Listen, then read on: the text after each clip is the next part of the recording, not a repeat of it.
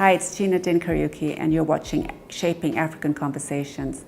Sometimes, we forget that there are different types of leadership. We concentrate so much on political leadership or business leadership, and I have to say that, being a business leader myself, I would have been quite condescending about sports being leadership. But over the last 4 or 5 years, I must say I've been proved wrong. And sports is just amazing. It's such a unifying factor. And, in the last few years that I've spent a lot of time with the NBA, and particularly with the NBA Africa, when you see the various basketball games they have, it is irrespective of which country they're from, of which tribe there are.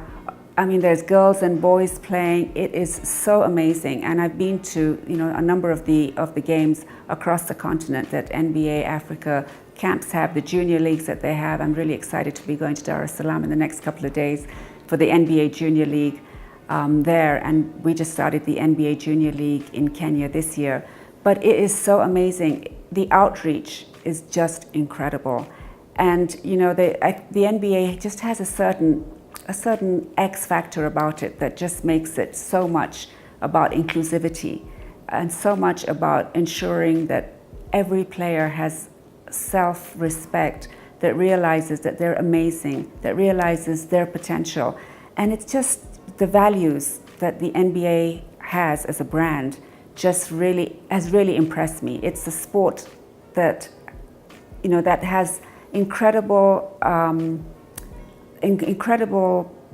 values as a brand, and it brings those values to everybody that not just watches it, that the players, the spectators, the leadership of NBA is just incredible. I feel so privileged to have experienced this firsthand, and if you told me about it, I would never believe you, but having spent time with them, these guys are just absolutely incredible. And I think it's, the NBA brand value as a brand really has this development side to it, where they realize that, not everybody is going to be an NBA player, but when you're involved with the NBA, in no matter what way you are, they make you part of the NBA family. And over the last few years, I feel so privileged to be part of the NBA family, and what the NBA are doing on this continent is absolutely mind-blowing. It's so exciting.